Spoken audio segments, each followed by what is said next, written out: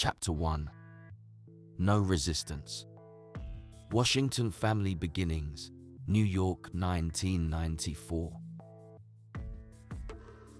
28-year-old Akeem Washington stepped off the bus into the boroughs of Jamaica, Queens, New York. Tired from working hard and earning little, he went home to his small apartment shared with his abusive mother. His heart yearned to leave the pungent stench of failure and begin his life by running his own flourishing business.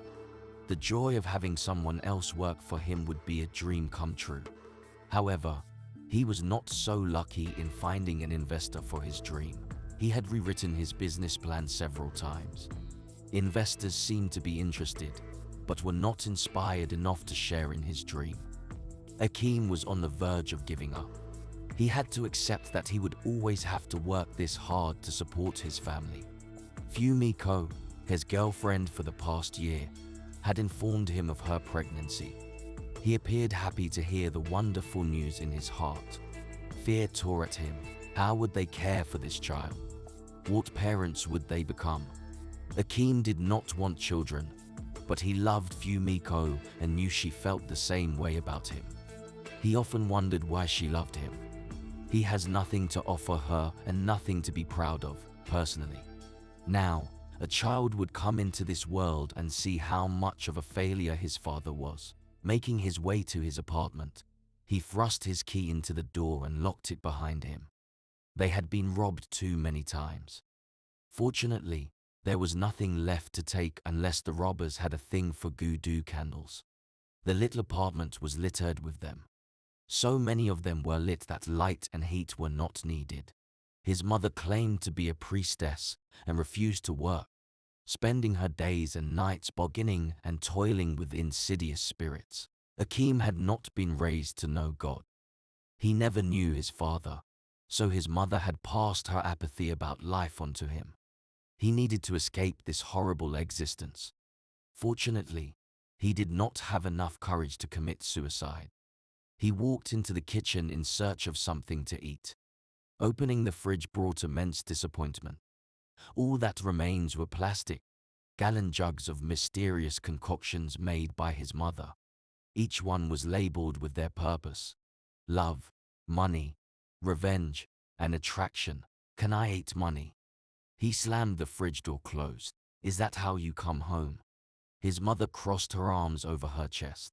I had a rough day. She placed her hands on her chubby hips and rolled her eyes. You don't listen. I told you, you don't have to work so hard. Mom, I don't care about your voodoo crap. It's bull and doesn't work. It doesn't work. So, how did you get the job? Being a busboy at 28 is not my idea of a brilliant career move. He shakes his head. Why don't you cook? He changed the subject, not caring where it would lead. I don't have time to cook. I have clients to take care of. She sucked her teeth, leaving the kitchen. How did I make it to this age?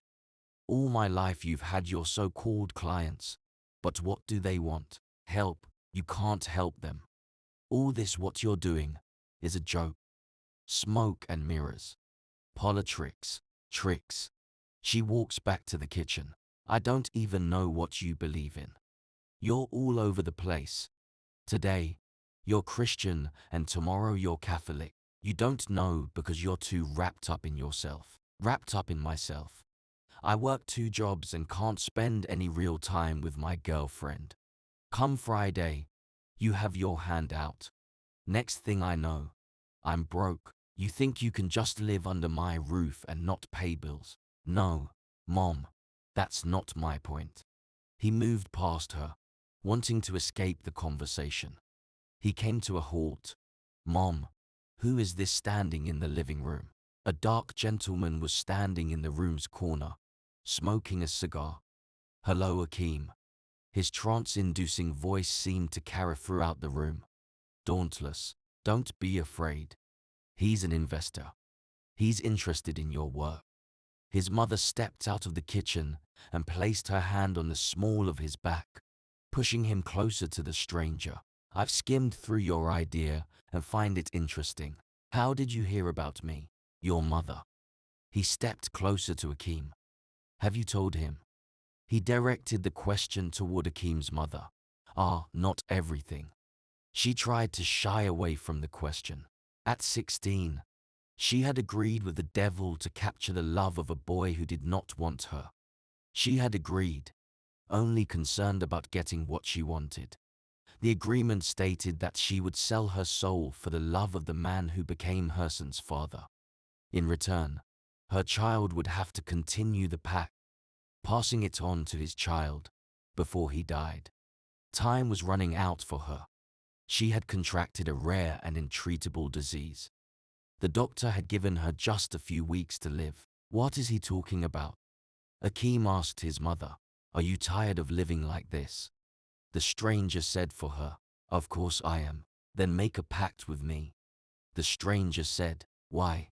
What's in it for me? Whatever you want. All I ask is that when it's your time to leave this dreadful planet, you pass this wonderful gift on to your son. How do I do that? Accept the pact from your mother. Tell me what you want, and I will make magic happen. As they say, I accept. Akeem did not give it a moment's thought. His heart filled with all his wants and desires. For once in his life, they were all within his grasp. His mother released a heavy breath and then collapsed to the floor. The stranger stood over her. Our contract is now over. See you soon, he said, as his body dematerialized. Mom. Akeem fell to his mother's side. Are you all right? I'm dying. What did he do to you? He did nothing. I did this to myself. Her eyes closed as she took her last breath. Akeem called 911, but it was too late. The medics could not revive his mother. Akeem sat in an attorney's office. His head mother left him a will. The lawyer skimmed through the mundane sections until reaching the purpose of his presence. And to my only son, Akeem Washington, I leave my entire lifelong savings of $1 million. These words echoed in Akeem's head. Akeem sat erect in his seat. Please repeat that last part again. The lawyer did as requested. She smiled at him, knowing the money was needed. His savings for starting a new life with his girlfriend were wiped out by the funeral expenses and debts his mother left behind. Since she had told him she was expecting, he decided he would provide for them. Giving up his meager savings on the funeral home was devastating for him. Only a substantial balance remained. Your account should have the money within the next 2 weeks. Thank you so much. He stood, eager to leave. He wanted to propose and marry his girlfriend before their baby was born. Thank you. I have to go. Akeem couldn't contain the excitement building up inside. Just be careful how you spend the money. Remember where it came from. The source of it was a legitimate question. How was my mother able to save $1 million when they couldn't even afford salt and pepper on the table? He thought. His mind replayed an episode of the night his mother had died. An image of the stranger, telling him he could have whatever he wanted, struck a chord. If this is what's coming, I can't wait to get more, he thought to himself as he left the office.